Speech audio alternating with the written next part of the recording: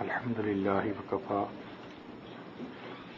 وسلام على عباده الذين اصطفى أعوذ بالله من الشيطان الرجيم بسم الله الرحمن الرحيم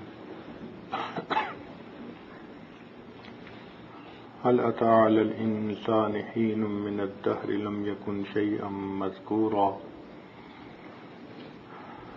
إنا خلقنا الإنسان من نطفة أمشاج نبتليه فجعلناه سميعا بصيرا إنا هديناه السبيل إما شاكرا وإما كفورا سبحان ربك رب العزة عما يصفون وسلام على المرسلين والحمد لله رب العالمين اللهم صل على سيدنا محمد وعلى آل سيدنا محمد وبارك وسلم اللهم صل على سيدنا محمد وعلى آل سيدنا محمد وبارك وسلم اللهم صل على سيدنا محمد وعلى آل سيدنا محمد وبارك وسلم انسان اس دنیا میں اللہ رب العزت کا نائب، اس کا خلیفہ اور اس کی صفات کا مظہر عتم ہے۔ اس کو اللہ رب العزت نے مٹی سے بنایا، جو انسان کی بنیاد ہے، من طین لازب، کھنکتی مٹی۔ تو یہ انسان ظاہر میں تو گوشت پوشت کا نظر آتا ہے، لیکن بنیاد اور اوریجن اس کی مٹی ہے۔ اور دستور کی بات یہ ہے کہ کل شیء یرجع الی اصلہ، ہر چیز اپنی اصل کی طرف لوٹتی ہے۔ تو اچھا انسان وہی جو اپنے اندر مٹی کی صفات پیدا کرے۔ آپ دیکھیں نا، کئی مرتبہ انسان کی شخصیت ایسی ہوتی ہے کہ وہ مٹی کی جگہ آگ ہوتا ہے، ذرا سی بات میں بھڑک اٹھتا ہے، کبھی بیوی پہ غصہ، کبھی بچوں پہ غصہ، کبھی دوستوں میں غصہ، ذرا سی بات بھی برداشت نہیں ہوتی، تحمل بھی نہیں ہوتا۔ وہ مٹی صفت نہیں ہوتا، وہ نار صفت ہوتا ہے، آگ ہوتی ہے اس میں۔ اور پھر کہتے بھی ہیں، حضرت دعا کریں بس میرا سر بڑا گرم ہے۔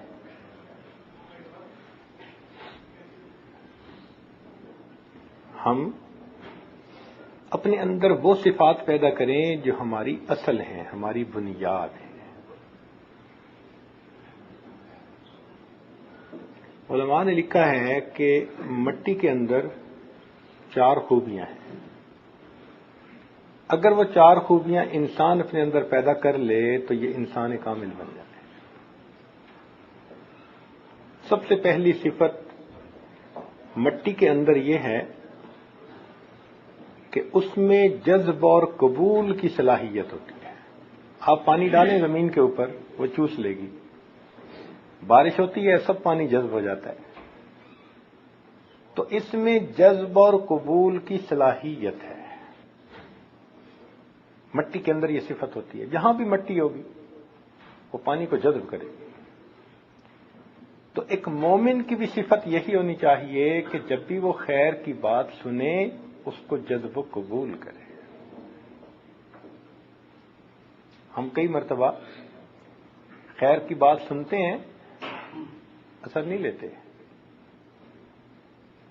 ماں باپ اپنی اولاد کو نصیحت کرتے ہیں، کتنے بچے ہوتے ہیں جو اس کو قبول کرتے ہیں؟ چکنے گھڑے، جیسے چکنے گھڑے پہ پانی بہہ جاتا ہے، اثر ہی نہیں ہوتا۔ تو کئی مرتبہ شاگرد ایسا بن جاتا ہے، کئی مرتبہ مرید ایسا بن جاتا ہے، کئی مرتبہ اولاد ایسی بن جاتی ہے کہ بڑوں کی محفل تو نصیب ہوتی ہے، ان کی نصیحتوں پہ کان نہیں دھرتے، سمجھتے ہیں یہ بول بول کے خود ہی تھک جائیں گے۔ تو یہ انسان کی ایک بہت بڑی خامی کہ اسے نصیحت کی بات کہی جائے اور وہ اس کو اس کا اثر نہ لے، اس کو اثر قبول نہ کرے۔ چنانچہ کتنے لوگ ہوتے ہیں ان کو نیک محفلیں نصیب ہوتی ہیں؟ کتنے لوگ ہیں روزانہ مسجد میں نماز پڑھتے ہیں، تعلیم ہوتی ہے؟ کتنے ہیں جو بیٹھتے نہیں اور جو بیٹھتے ہیں وہ توجہ سے سنتے نہیں؟ کتنے ہیں جو اس میں سے عمل کی نیت لے کے کھڑے ہوتے ہیں کہ آج میں نے یہ حدیث پاک سنی، میں اس کو اپنی زندگی میں لاگو کروں گا؟ ایسے لگتا ہے کہ ہم سن سن کے سن ہو جاتے ہیں۔ تو جذب اور قبول کی صلاحیت کا ہونا یہ مٹی کی صفت ہے۔ ہم بھی خیر کی بات کو اپنا حرز جاں بنا لیں، کوئی اچھی بات سنیں اس کو زندگی کا اصول بنا لیں کہ ہم نے اب اپنی زندگی اس کے مطابق گزارنی ہے۔ اسی لیے کہا گیا کہ ہمیشہ اچھی صحبت اختیار کرنی چاہیے، کیونکہ صحبت کا انسان کے اوپر اثر ہوتا ہے۔ علماء نے لکھا ہے کہ جو لوگ گھوڑے پالتے ہیں ان کے دل میں بہادری، نڈر بن جاتے ہیں۔ جو اونٹ پالتے ہیں وہ اپنی بات پہ پکے، ان کے اندر ضد ہٹ دھرمی آ جاتی ہے۔ جو بکریاں پالتے ہیں ان کے اندر عاجزی آ جاتی ہے۔ اسی لیے کتنے انبیاء کرام ایسے تھے جنہوں نے بکریاں پالی، یہ بندے کی میں مٹاتی ہیں، عاجزی آتی ہے۔ اب سوچئے کہ جب جانوروں کے ساتھ وقت گزاریں ان کا اثر بندے پہ ہوتا ہے، تو اگر اہل اللہ کے پاس وقت گزاریں تو اثر دل پہ کیوں نہیں ہوتا؟ شیخ سعدی رحمۃ اللہ فرماتے ہیں کہ میں نے حمام میں مٹی دیکھی جس میں سے بڑی خوشبو آ رہی تھی۔ بدو گفتم تو مشک یا امیری کہ از بوئے دل آویزے تو مستم۔ میں نے پوچھا کہ تو مشک ہے یا عنبر ہے، اور تیری خوشبو سے تو میں مست ہوا جا رہا ہوں۔ بگفتہ من گلے ناچیز بودم، کہنے لگی کہ میں تو ناچیز مٹی ہوں، ولیکن مدت با گل نشستم، ایک پھول گرا تھا اور میرے اوپر پڑا رہا، مجھے پھول کی صحبت میں رہنے کا موقع مل گیا۔ جمال ہم نشیں در من اثر کرد، میرے ہم نشیں کے جمال نے میرے اندر اثر پیدا کر دیا اور میرے اندر سے بھی خوشبو آنے لگ گئی۔ مگر نہ من ہما خاکم کے ہستم، میں تو مٹی ہوں۔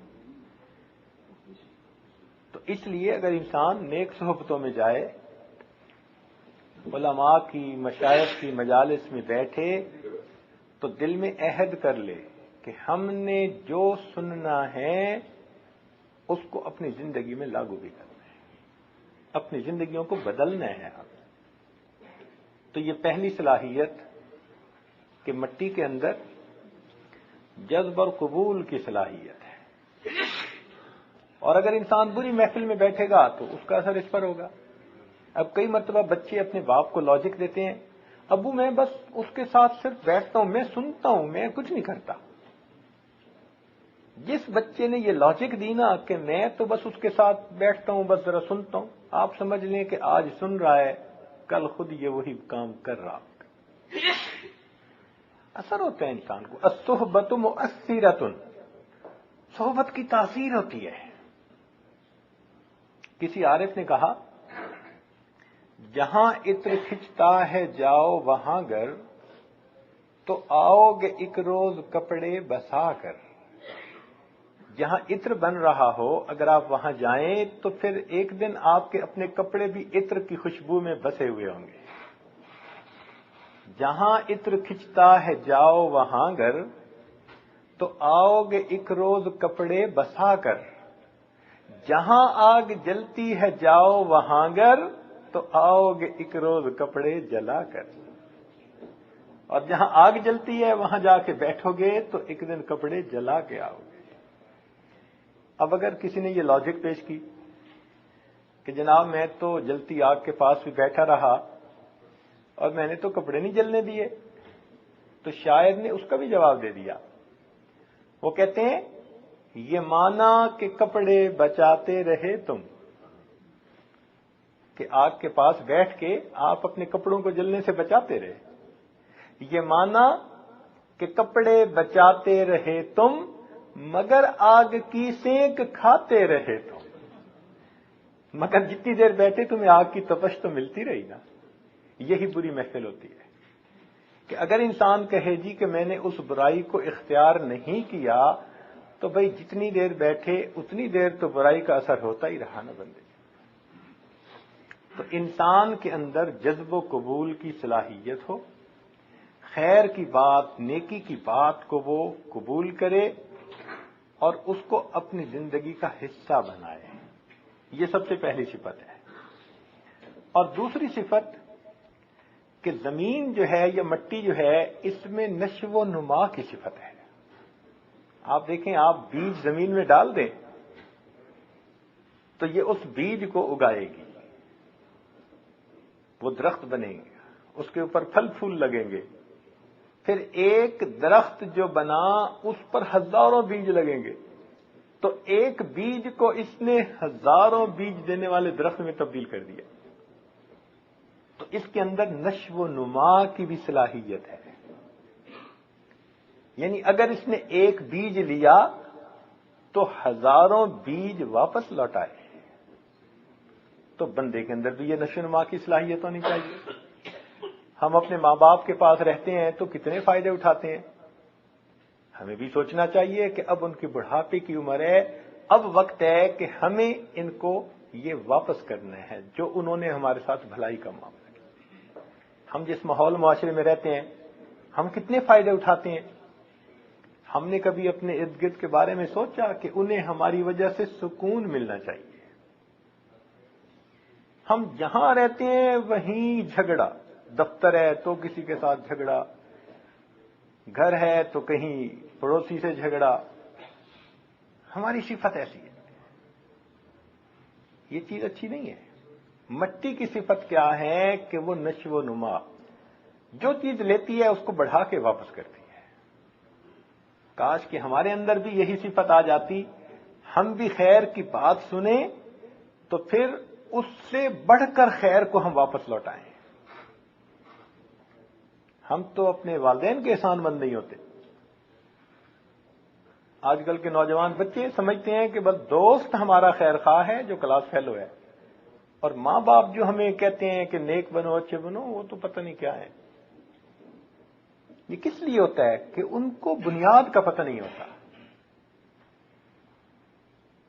ایک بڑا بھائی ہے، وہ اپنے چھوٹے بھائی کی پرورش کرتا ہے، پڑھاتا ہے، حتیٰ کہ شادی بیاہ کے سب اخراجات کرتا ہے، اور جب وہ بھائی اسٹیبلش ہو جاتا ہے نا تو چھوٹی سی بات پہ بڑے بھائی سے بولنا چھوڑ دیتا ہے. جس نے باپ بن کے پالا اس کا شکریہ تک ادا نہیں کر سکتے.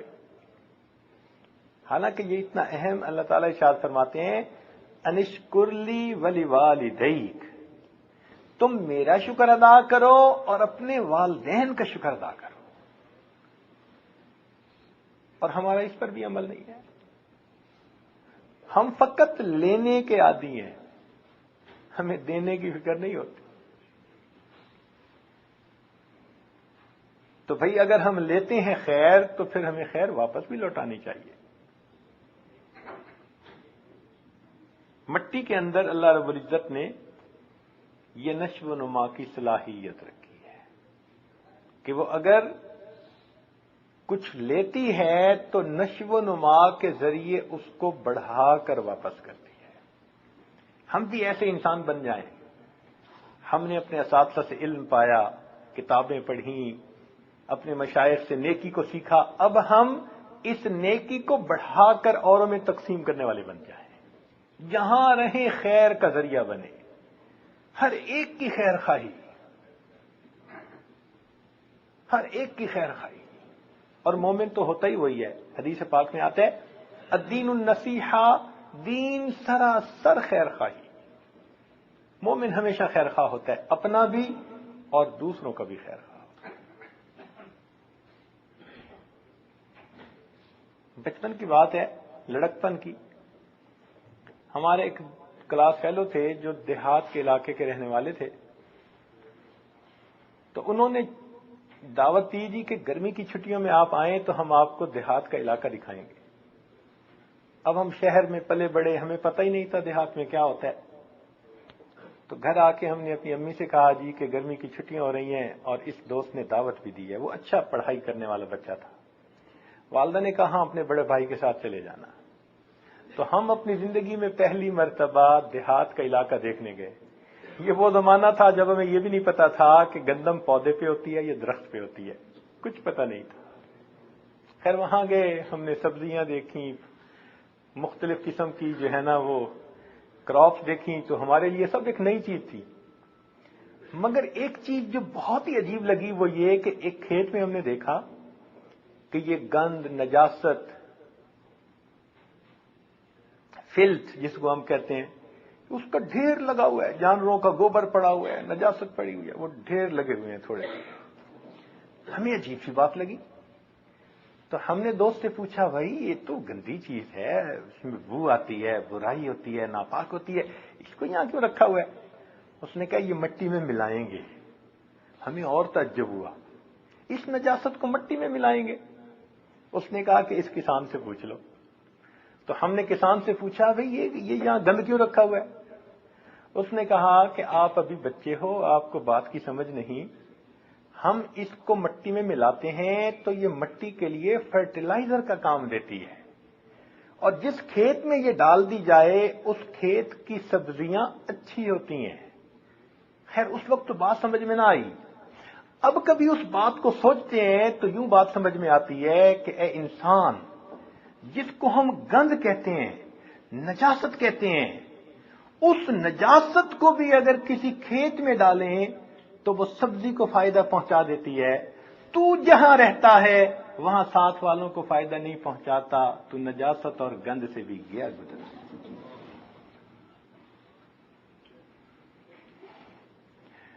تو اللہ رب العزت ہمیں یہ صفت دے کہ ہم خیر کو بڑھا کر واپس لوٹانے والے بن جائیں. مٹی کے اندر ایک تیسری صفت ہے کہ یہ پردہ پوش ہوتی ہے, یہ چھپا لیتی ہے. اسی لیے تو جو انسان فوت ہو جاتے ہیں اسے زمین میں دفن کر دیتے ہیں, چھپا لیتی ہے.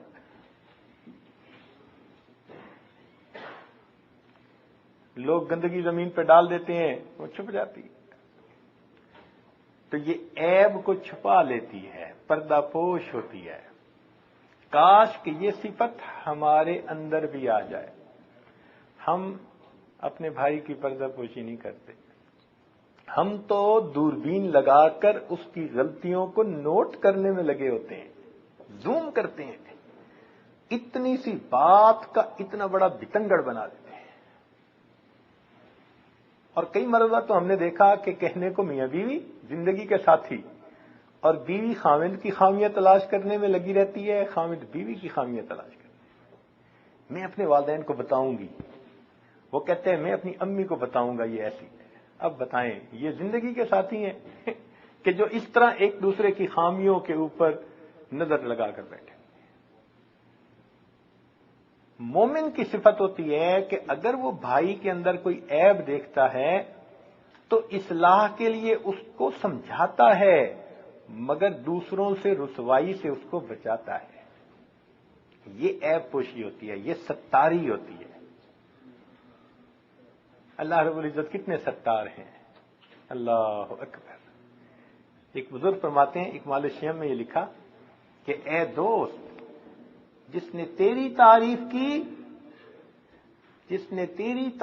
کی اس نے در حقیقت تیرے پروردگار کی ستاری کی تعریف کی, جس نے تجھے چھپایا ہوا ہے.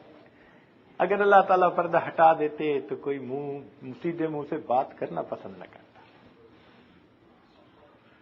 کتنا کریم ہے وہ پروردگار, کتنا ستار ہے. انسان منمانیاں کر لیتا ہے, پروردگار پھر بھی اس کو رزق دیے چلا جاتا ہے, اس کے عیبوں کو چھپا دیتا ہے, پھر بھی لوگوں کی زبانوں سے اس کی تعریف کروا دیتا ہے. تو ہم بھی یہ صفت اپنے اندر اپنائیں کہ ہم بھی پردہ پوشی کی صفت پیدا کر لیں. حدیث پاک میں آتا ہے کہ نبی علیہ السلام تشریف فرما تھے تو کفار کی طرف کا ایک قافلہ ان کے پاس پیش کیا گیا. اس میں ایک لڑکی تھی، اس کا بچہ گم ہو گیا تھا، اور وہ بچے کو تلاش کرنے میں اتنی محو تھی، پریشان تھی کہ اس کے سر پہ کوئی چادر بھی نہیں تھی، ننگے سر۔ نبی علیہ السلام نے دور سے دیکھا، ایک صحابی کو بلایا اور اپنی چادر عطا کی اور فرمایا کہ جاؤ اس بچی کو دو کہ وہ اپنا سر ڈھانپ لے۔ اس نے حیران ہو کر پوچھا کہ اے اللہ کے نبی، وہ تو کافر لڑکی ہے۔ تو نبی علیہ السلام نے فرمایا کہ اگرچہ وہ کافرہ ہے مگر کسی کی تو بیٹی ہے، تم آج اس کے سر پہ چادر دو گے، اللہ تعالیٰ کل قیامت کے دن تمہارے عیبوں پہ چادر عطا فرمائے۔ تو ہمارے نبی علیہ الصلوۃ والسلام کی تو یہ تعلیمات ہے۔ ہم اپنے گھر کے بندوں کے عیب نہیں چھپا سکتے، اور عورتیں اللہ اکبر، ان کو تو اس پر زیادہ محنت کی ضرورت ہے۔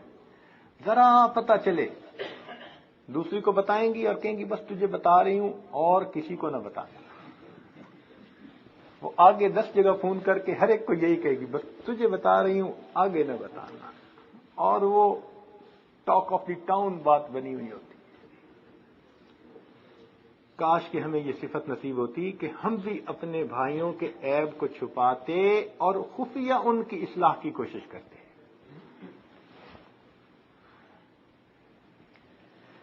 اللہ اکبر کبیرہ۔ صحابہ کرام میں یہ صفت کیسی تھی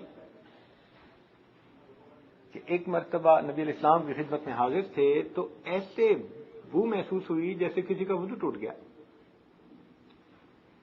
تو صاف ظاہر ہے کہ جس کا وضو ٹوٹا وہ اٹھے گا، وضو کرے گا تو اس کو دوسروں کے سامنے سبکی ہوگی۔ تو ابن عباس عنہ کھڑے ہوئے اور عرض کرنے لگے، اے اللہ تعالیٰ کے محبوب صلی اللہ علیہ وسلم، اجازت ہو تو ہم نماز کے لیے سب تازہ وضو نہ کر کے آئیں۔ نبی علیہ السلام نے اجازت دی، سب حضرات دوبارہ گئے اور وضو کر کے آئے، ہمارے کسی بھائی کو ہماری وجہ سے ذلت نہ اٹھانی پڑی۔ مٹی کے اندر ایک چوتھی صفت ہوتی ہے کہ عاجزی اور انکساری ہوتی ہے۔ آپ دیکھیں لوگ جوتوں سے چلتے ہیں، زمین کو روندتے ہیں اور زمین انہی کو پانی دیتی ہے، سبزیاں دیتی ہے، پھل دیتی ہے، پھول دیتی ہے۔ جو اس کو روند رہے ہوتے ہیں، اس کے سینے پہ پاؤں رکھ کے گزر رہے ہوتے ہیں، زمین ان کو بھی خیر لوٹا رہی ہوتی ہے۔ عاجزی ہوتی ہے۔ کاش کہ یہ عاجزی ہمارے اندر بھی آ جائے۔ یہ ہمبلنس جو ہے نا، یہ بڑی عجیب صفت ہے، یہ ہمارے اندر بھی آ جائے۔ اور جس بندے کے اندر جتنی عاجزی ہوگی، حدیث پاک میں آتا ہے من تواضع للہ رفعہ اللہ، جو اللہ کے لیے تواضع اختیار کرتا ہے اللہ تعالیٰ اس بندے کو بلندی عطا فرما لیتا ہے۔ ایک شاعر نے اس کو شعر کی زبان میں خوب اچھی طرح سمجھایا۔ وہ کہتے ہیں تواضع کا طریقہ سیکھ لو لوگو سراہی سے۔ سراہی ہوتی ہے نا، پانی بھرتی ہے۔ تواضع کا طریقہ سیکھ لو لوگو سراہی سے، کہ جاری فیض بھی ہے اور جھکی جاتی ہے گردن بھی۔ جتنی گردن زیادہ جھکے گی اتنا فیض زیادہ جاری ہوگا۔ تواضع کا طریقہ سیکھ لو لوگو سراہی سے، کہ جاری فیض بھی ہے اور جھکی جاتی ہے گردن بھی۔ اسی مضمون کو ایک اور شاعر نے کہا، جو اہل وصف ہوتے ہیں ہمیشہ جھک کے رہتے ہیں۔ جو اہل وصف ہوتے ہیں ہمیشہ جھک کے رہتے ہیں، سراہی سرنگوں ہو کر بھرا کرتی ہے پیمانہ۔ اللہ رب العزت ہمیں بھی یہ عاجزی نصیب فرمائیں۔ وآخر دعوانا ان الحمد للہ رب العالمین۔